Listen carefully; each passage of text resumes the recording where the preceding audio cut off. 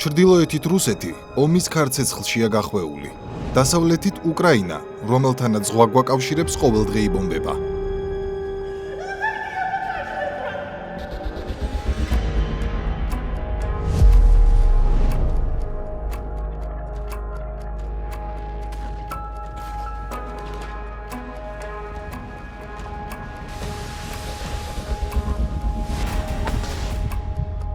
სამხრეთით ორი მეზობელი, რომელთაც ფართო მასშტაბიანი ომი ჰქონდათ, დღეს კი სიტუაცია კვლავ ფეთქებად საშიშია.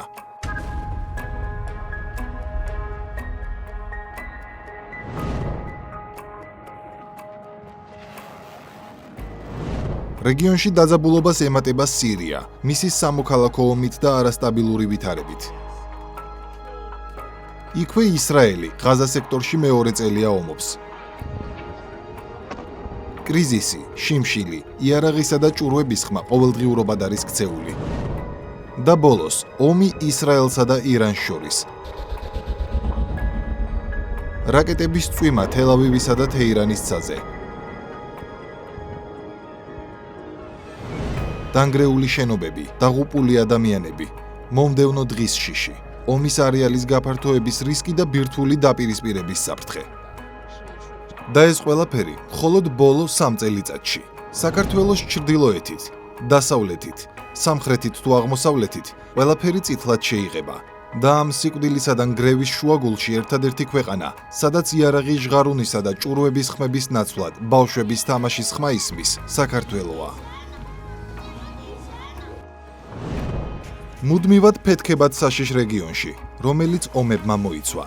რეგიონი, სადაც მშვიდობა ბევრისთვის შორეულ პერსპექტივაშიც კი ძნელად მოსჩანს, არის საქართველო, პატარა სახელმწიფო მისი 3,5 მილიონი მოსახლეობით, სადაც სიმშვიდე ყოველდღიურობის ნაწილია, ხოლო განვითარება შეუქცევადი პროცესი. და ეს შემთხვევითობა არ არის, არამედ არჩევანია, ხალხისა და მის მიერ არჩეული ხელისუფლების დამსახურება, მათი საერთო ბრძოლის შედეგი. ეს დანაღმულ ველზე სიარულს გავს და ამ რთულ გზაზე გასვლა საქართველოს 2022 წელს 24 თებერვალს მოუწია, როდესაც მეორე მსოფლიო ომის შემდეგ ყველაზე დიდი სამხედრო დაპირისპირება დაიწყო ევროპის კონტინენტზე.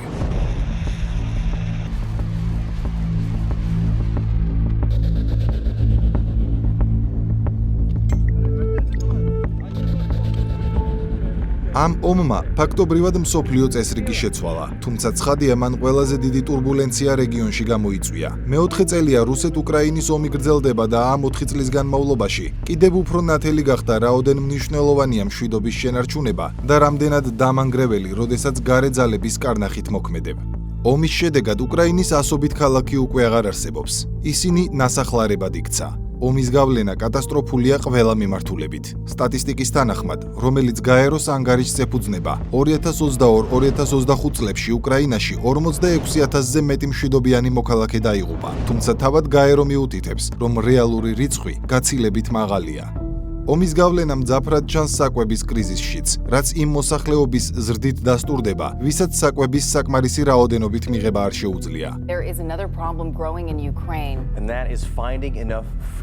სტატისტიკის თანახმად 2025 წლის 28 იანვრის მონაცემებით, უკრაინაში თითქმის 2,5 მილიონი ადამიანი ვერ იღებს საკმარის საკვებს, თუმცა აქაც დიდი ალბათობით რეალური რაოდენობა გაცილებით მეტია. 2025 წლის 17 აპრილის მონაცემებით მსოფლიოში უკრაინიდან 6,900,000-ზე მეტი ლტოლვილი იყო რეგისტრირებული. გამოდის ქვეყანა დაახლოებით 7 მილიონამდე ადამიანმა დატოვა, თუმცა მათი რიცხვი ასევე გაცილებით მაღალი იქნება, რადგან სავალდებულო და ძალადობრივი სამხედრო მობილიზაციის ფონზე ბევრი უკრაინელი ქვეყანას არალეგალურად ტოვებს.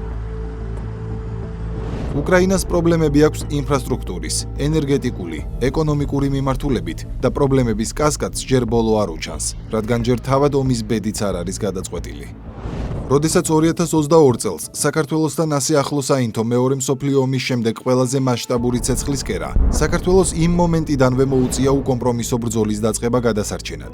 გლობალური ომის პარტიის, იგივე არაფორმალური ოლიგარქიული მმართველობის, იგივე Deep State-ის გეგმაში, საქართველოს მშვიდობის კუნძულად სულაც არ ყოფილა მოაზრებული. არამედ პირიქით, საქართველოს ომის ნაწილი უნდა გამხდარიყო და ქართულ მშვიდობას გარე თუ შიდა მართული ძალები ერთიანად 2022 წლის 24 თებერვლიდანვე დაუპირისპირდნენ.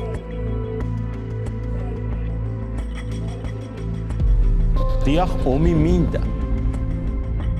დიახ, ომი მინდა. და რა, მე ომის პარტია დამიძახო, ჩემი ქვეყნისთვის ომიც მოსულა, კი, მოსულა. შეიძლება რაღაც ბომბებისგან მიღებული რაღაცა ცეცხლი უფრო სჯობდეს იმ სირცხვილს და იმ ხლას. ბევრი ვაპირებთ ომს.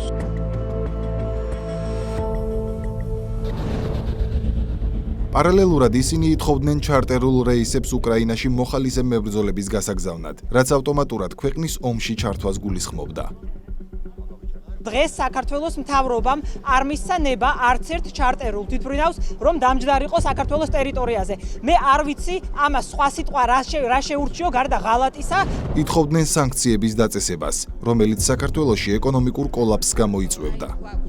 სანქციები არ მუშაობს, ეს საქართველოს ხელისუფლების მხრიდან არ უნდა ისმოდა. რა თქმა უნდა, საქართველოს უნდა შეუერთდეს ამ სანქციებს, ეს არის ფასეულობითი არჩევანი. მაშინ, როდესაც მთელი მსოფლიო არის სოლიდარული უკრაინელი ხალხის თავგანწირვის და მთელი მსოფლიო გაერთიანდა ზუსტად უკრაინის მხარდასაჭერად, საქართველოს პრემიერ-მინისტრი ატარებს ღიად რუსულ პროპაგანდას. გარეთ თუ შიდა ძალები ერთიანად უტევდნენ ქართული ოცნების ხელისუფლებას, რომელმაც მკაფიოდ დააფიქსირა საკუთარი პოზიცია, რომ ომში არაფრის ფასად არ ჩაერთვებოდა, რომ მშვიდობას ალტერნატივა არ აქვს და მშვიდობის დასაცავად უკომპრომისო და შეუვალი იქნებოდა. აშკარა რომ რადიკალურ ოპოზიციას მეხუთე კოლონას ნაციონალური მოძრაობის სახით ამოძრავებს ერთადერთი მიზანი. ერთი მხრივ სანქციების დაწესებით დაამძიმო საქართველოს მოსახლეობის ეკონომიკური და სოციალური მდგომარეობა და მეორე მხრივ საქართველო რამენაერად ჩართოს ომში. კიდევ ერთხელ ხაზგასმით ვაცხადებთ, რომ საქართველოს ხელისუფლება იდგება ჩვენი სახელმწიფოს და ხალხის ინტერესების სადარაჯოზე და არ დაუშვებს არც ომში ქვეყნის ჩართვას და არც ჩვენი მოსახლეობის ეკონომიკური ინტერესებისთვის გაუმართლებელი, გამოუსწორებელი ზიანის მიღენებას. არაფორმალური ოლიგარქიული მმართველობის იგივე გლობალური ომის პარტიის, ანუ Deep State-ის გეგმები რეგიონში კონფლიქტის არეალის გაფართოებას მოიაზრებდა, სადაც საქართველოს კონკრეტული როლი ჰქონდა განსაზღვრული, მაგრამ ერთადერთი, ვინც ომის ცეცხლსა და მშვიდობას შორის იდგა, ქართველი ხალხი და მის მიერ არჩეული ხელისუფლება იყო. ამიტომაც მაქსიმალურად ცდილობდნენ ამ კავშირის გაწყვეტას. საქართველოს მთავრობის და რა თქმა უნდა არა ხალხის პოზიცია სრულებით აშკარად უპირისპირდება დემოკრატიული საერთაშორისო საზოგადოების პოზიციას. ქართველი ხალხი დგას უკრაინის მხარდასაჭერად, მაგრამ მთავრობისგან არანაირი პოლიტიკური მხარდაჭერის სიგნალი არ ყოფილა. მართლაც არის შემთხვევები, როცა ხალხი არ არის მთავრობა, მაგრამ უკეთესია მთავრობაზე. ხან ზელენსკის გამოყენებით, როდესაც ელჩი გააწვევინეს, ხან ევროპარლამენტარების რეზოლუციებითა და ევროინტეგრაციის თემით შანტაჟით. ხან ადგილობრივი მარიონეტები გამოყარეს ქუჩებში, სიტუაციის ასარებად. 4 რევოლუციის მცდელობა 2 წელიწადში. ეს ყოველივე ხომ შემთხვევით არ ხდებოდა. არამედ თბილისის ქუჩებში მოწყობილი არეულობა უკრაინა-რუსეთის ომის კვალდაკვალ კონკრეტული გეგმის შესაბამისად ხორციელდებოდა და ამ გეგმის მიზანიც არ დაუმალავთ. ეს იყო მშვიდობის დამცველი ხელისუფლების ძალადობრივად შეცვლის მცდელობა, რადგან ქართული ოცნება ომში ჩართვას არ თანხმდებოდა, რადგან ქართული ოცნება აი ამგვარ ღია მოთხოვნებს აღუდგა წინ, რასაც გლობალური ომის პარტიის ემისრები აჟღერებდნენ. არის ასეთი აღქმაც, რომ რუსეთს მაინც აქვს საკმარისი რესურსი, რომ პრობლემები გაზარდოს საქართველოში. მე რა, არ ვიცი. მაინც ვერ გაიმარჯვებს. ის ვერ გააკონტროლებს საქართველოს და საბოლოოდ დასავლეთი და საერთაშორისო საზოგადოება საქართველოს მხარეს არის და დავრჩებით საქართველოს მხარეს ზუსტად ისე, როგორც უკრაინაში ვართ უკრაინის მხარეს. და რა შეცვალა მათ გომამ უკრაინის მხარეს. არ დაინგრა უკრაინული ქალაქები. შეჩერდა ომი, გაიმარჯვა უკრაინამ. ათობით ათასი საფლავი არ დაემატა ან არ დაემატება უკრაინულ მიწას, რასაც დაჰპირდნენ, იმასაც აღარ უსრულებენ და უკრაინის საკითხი საერთოდ გაქრა ნატოს დღის წესრიგიდან. რეზოლუციაშიც კი აღარ აპირებენ ჩაწერონ ისიც კი, რომ უკრაინა ოდესმე გახდება ნატოს წევრი. და ამ პირობებში მაკეინის ინსტიტუტის დირექტორი ეველინ ფარკასი გვეუბნებოდა, მერე რა თუ ქართული ქალაქებიც ნანგრევებად იქცევა, ჩვენ თქვენს გვერდით ვიქნებითო.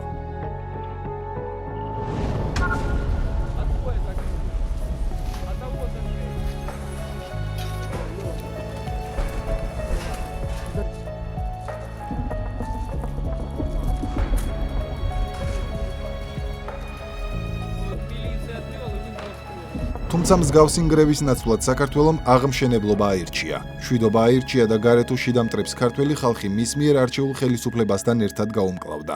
არაფერია იმაზე ქართული, ვიდრე ზრუნვა საქართველოს ეროვნული დამოუკიდებლობისა და სუვერენიტეტის დაცვაზე.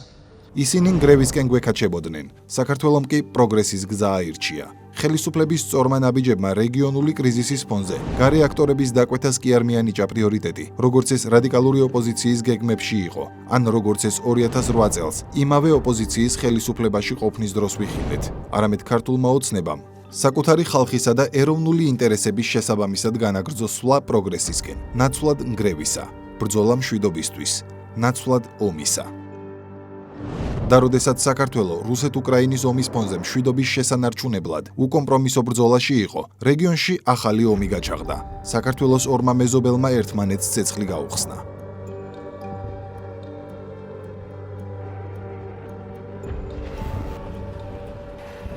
(2023 წელი). აზერბაიჯანსა და სომხეთს შორის სამხედრო დაპირისპირება დაიწყო. საქართველო პირდაპირ მნიშვნელობით ორ ცეცხლს მოექცა. პარალელურად კი ქვეყნის შიგნით გრძელდებოდა კრიზისების ხელოვნურად შექმნის გარედან დაფინანსებული მცდელობები. მსგავს ვითარებაში კი განსაკუთრებით დიდ ძალისხმევას და გამჭრიახობას საჭიროებდა ქვეყანაში მშვიდობისა და სტაბილურობის შენარჩუნება. და ეს საქართველომ მოახერხა. ქართული ოცნების პოლიტიკამ სწორება კვლავ მშვიდობაზე გააკეთა. არა მხოლოდ საკუთარ ქვეყანაში, არამედ სამხრეთ კავკასიაში და სამშვიდობო მოლაპარაკებებს ჩაუდგა სათავეში. დაძაბულობისა და ომების რკალის მიუხედავად საქართველომ მოახერხა ტურბულენციის გადალახვა და სწორი ნაბიჯებით გლობალური ომის პარტიის დამანგრეველ გეგმებში კი არ ჩაიძირა, არამედ რეგიონში მშვიდობის და განვითარების მეტრო შედიქცა. დაიწყო სავაჭრო პოტენციალის ზრდა. მის ირგვლივ, ჩრდილოეთით თუ სამხრეთით, როდესაც ნგრევა იყო, საქართველოში შეუფერხებლად მიმდინარეობდა სავაჭრო ინფრასტრუქტურის განვითარება, რომელიც კრიტიკულად მნიშვნელოვანია როგორც აღმოსავლეთ-დასავლეთ შორის სავაჭრო ურთიერთობების გასამარტივებლად, ასევე საქართველოს როლის გასაზრდელად. მაგრამ ისტორია აქაც არ სრულდება. ქვეყნის ზემოთ ომი გაგრძელდა. ჩვენს დაბლა სამეზობლოში დაძაბული სიტუაცია კვლავ შენარჩუნდა და სწორედ ამ დროს იფეთქა ახლო აღმოსავლეთმაც, რომელიც საქართველოს საზღვრისგან არც თუ ისე შორსაა. 2023 წელს ისრაელსა და პალესტინას შორის ომი განახლდა. ისრაელმა ღაზას სექტორს შეუტია.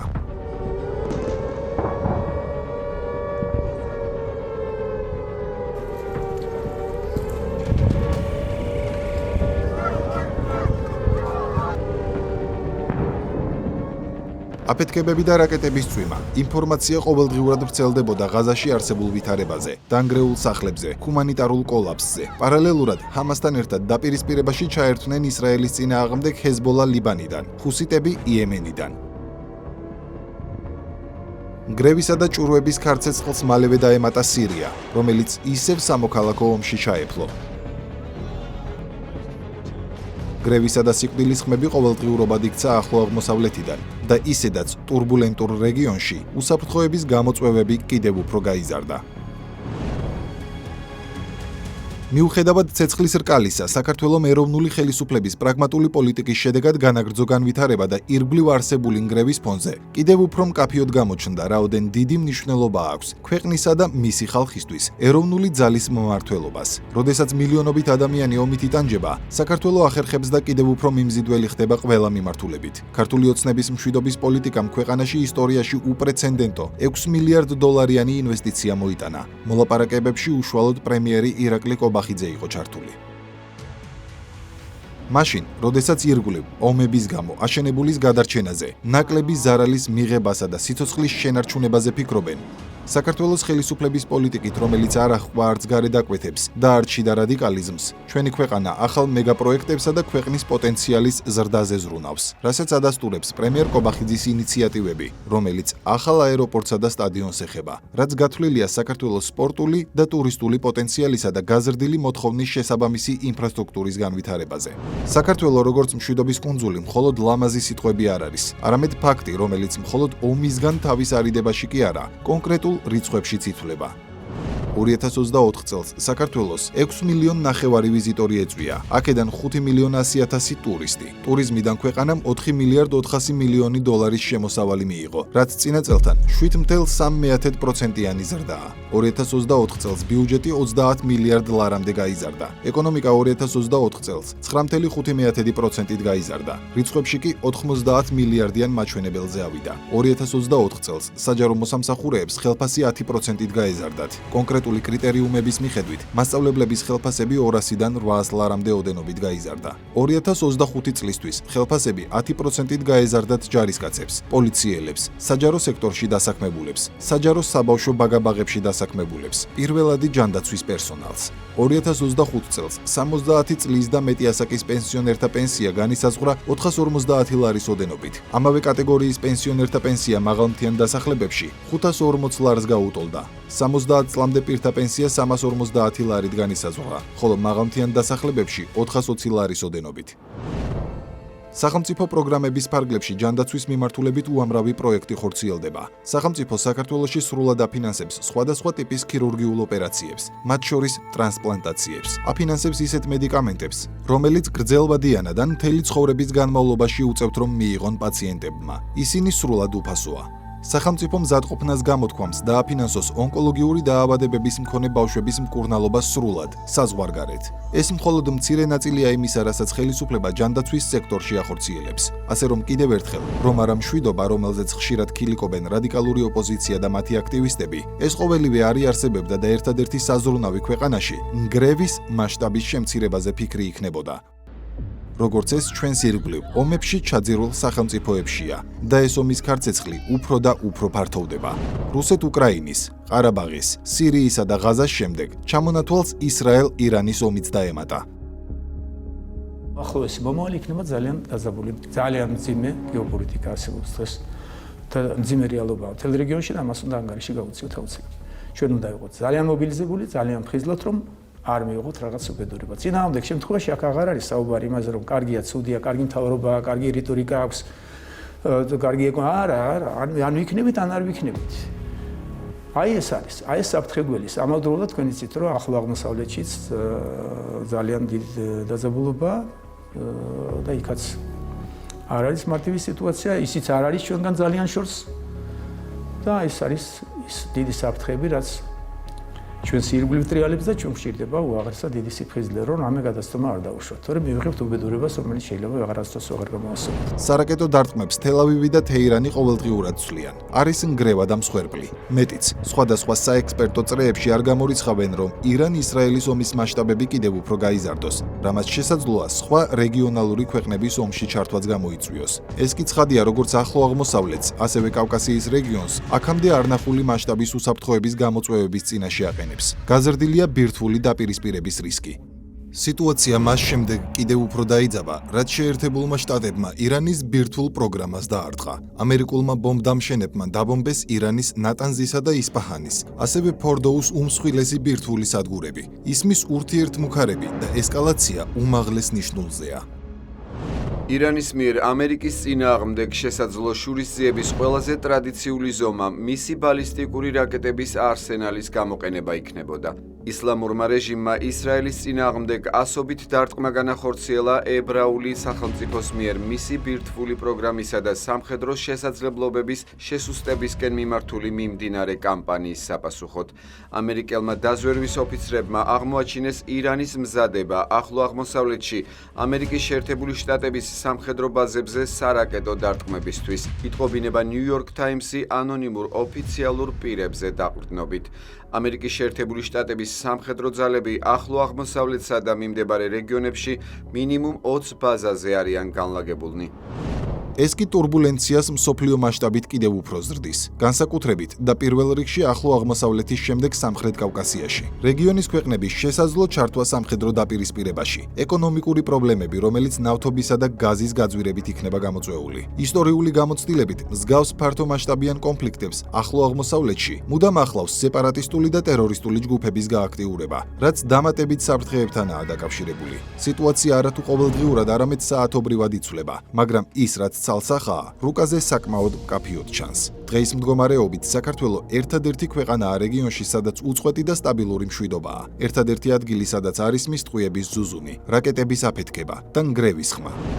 და ეს სწორედ ქართველი ხალხისა და მის მიერ არჩეული ქართული ოცნების დამსახურებაა. ხელისუფლების, რომელიც ომის რკალშია და მიუხედავად ამისა, პროგრესის გზაზე დარჩენას ახერხებს. უფრო მეტიც, ხელისუფლების პრაგმატულმა პოლიტიკამ და ირგვლივ არსებულმა ცეცხლის რკალმა საქართველოზე გამავალის სავაჭრო გზა, რომელსაც შუა დერეფანსაც უწოდებენ, ერთადერთ უსაფრთხო მარშრუტად აქცია გლობალურ სავაჭრო არქიტექტურაში. უალტერნატივო გზად, რომლითაც აღმოსავლეთი და ცენტრალური აზია დასავლეთს უკავშირდება და პირიქით. ჯერ უკრაინის ომმა დაარღვია აქამდე არსებული გლობალური მომარაგების ჯაჭვები, გამოიწვია საკვები პროდუქტებისა თუ სხვა მნიშვნელოვანი ენერგეტიკული მატარებლების დეფიციტი და ფასების მკვეთრი ზრდა. ასევე ახლო აღმოსავლეთში მუდმივმა ესკალაციებმა დაარღვია კიდევ ერთი სავაჭრო დერეფნის შეუფერხებელი ფუნქციონირება და სწორედ ამ ფონზე ალტერნატიული გზა შუა დერეფანი სულ უფრო მეტ მნიშვნელობას იძენს. იგი გადის ჩინეთიდან ყაზახეთში, ყირგიზეთსა და უზბეკეთში, შემდეგ თურქმენეთში, კასპიის ზღვის გადაკვეთით აზერბაიჯანში და საქართველოში, საიდანაც როგორც ზღვით უკავშირდება ევროპას, ასევე ხმელეთითა და რკინიგზით თურქეთს. ამით კი უზრუნველყოფს ყველაზე მოკლე სახმელეთო მარშრუტს აზიიდან ევროპაში. ტვირთბრუნვამ 2022 წელს 6-ჯერ მოიმატა და ეს მხოლოდ დასაწყისი იყო. რომ ჩვენ მაქსიმალურად ვაფართოებთ ჩვენს ეკონომიკურ კავშირებს, გვაქვს თავისუფალი ვაჭრობის შეთანხმება გაფორმებული ძალიან ბევრ ქვეყანასთან. ეს ყველაფერი დაეხმარება, რა თქმა უნდა, ჩვენს ქვეყანას იმაში, რომ კიდევ უფრო მეტად განავითაროს საკუთარი ეკონომიკური შესაძლებლობები. თქვენ იცით, რომ გასული 4 წლის განმავლობაში ეკონომიკური ზრდის ტემპი გვაქვს ძალიან მაღალი, საშუალო ზრდა შეადგინა თითქმის 10% გასული 4 წლის მანძილზე. წლევანდელი წელიც დავიწყეთ ძალიან კარგად, იანვრის მაჩვენებელი იყო 11.1%. ჩვენთვის თავარია, რომ ტემპი არ დავაგდოთ და პირიქით კიდევ უფრო მეტად შევუწყოთ ხელი ეკონომიკის განვითარებას. სწორედ აქ ჩანს ძალიან კარგად საქართველოს ხელისუფლების სწორი ნაბიჯები. თუ დააკვირდებით, ომის რკალში მოქცეული საქართველოს პირველი პირების ოფიციალურ ვიზიტებს, მიხვდებით, რომ ქართული ოცნების ხელისუფლების ერთ-ერთ უმთავრეს პრიორიტეტს სწორედ ქვეყნის ერთი მხრივ ეკონომიკური განვითარება წარმოადგენს, მეორე მხრივ კი გლობალურ სავაჭრო არქიტექტურაში პოზიციების გამყარება, რაც თავის მხრივ გარკვეულ უსაფრთხოების გარანტიებსაც მოიცავს. ქართული დელეგაციები სხვადასხვა დროს აქტიურად სტუმრობდნენ და მართავდნენ ლაპარაკებებს ყველა იმ სახელმწიფოსთან, რომელიც შუა დერეფანთან არის დაკავშირებული. მათ შორის უმსხვილეს და უმნიშვნელოვანეს მოთამაშესთან, ჩინეთთან სტრატეგიული პარტნიორობა გააფორმა. მაშინ, როდესაც ჩვენი ქვეყნის ჩრდილოეთით, დასავლეთით, სამხრეთით თუ აღმოსავლეთით ომი და სამხედრო ესკალაციის საფრთხეები მძვინვარებს, საქართველოში არსებული მშვიდობა ხელისუფლებას აძლევს შესაძლებლობას განავითაროს საგზაო ინფრასტრუქტურა, სარკინიგზო ინფრასტრუქტურა, საპორტო ინფრასტრუქტურა.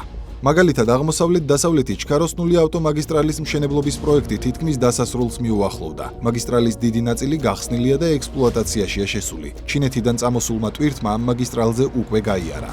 სარკინიგზო მიმართულებით სულ ახლახანს გაიხსნა თბილისის მშრალი პორტი, პირველი თანამედროვე სარკინიგზო საკონტეინერო და სატვირთო ტერმინალი. ის სტრატეგიული მნიშვნელობისაა როგორც ძირითადი საზღვაო პორტების, ფოთისა და ბათუმისთვის, მომავალში ანაკლიისთვის და მნიშვნელოვან როლს ითამაშებს კავკასიისა და ცენტრალური აზიის რეგიონის სავაჭრო ნაკადებში.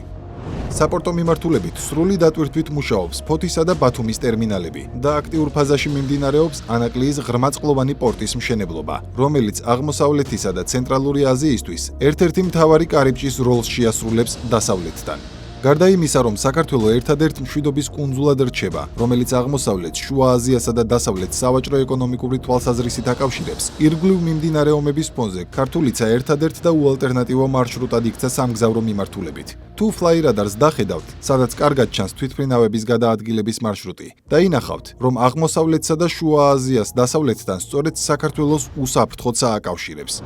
ასე რომ სწორედ ეს არის ის, რის გამოც მიუხედავად უპრეცედენტო ზეწოლისა ქვეყნის გარედან, რევოლუციის 4 მცდელობისა, გლობალური ომის პარტიის მარიონეტების მიერ თბილისის ქუჩების გადაწვისა და ღია თუ ფარული მოწოდებებისა ომში ჩართვისკენ, ქართველმა ხალხმა ქართული ოცნება აირჩია. ქართული ოცნების არჩევა 2024 წელს ნიშნავდა მშვიდობის არჩევას ომის საპირწონედ, განვითარების არჩევას ნგრევის საპირწონედ, პროგრესის არჩევას კოლაფსის საპირწონედ და დღეს სწორედ იმ რეალობაშია საქართველო, რის გამოც ხალხმა ქართული ოცნება აირჩია. მაგრამ ფაქტია, რომ ბრძოლა მშვიდობისთვის უწყვეტი პროცესია, განსაკუთრებით აი ამ ფონზე.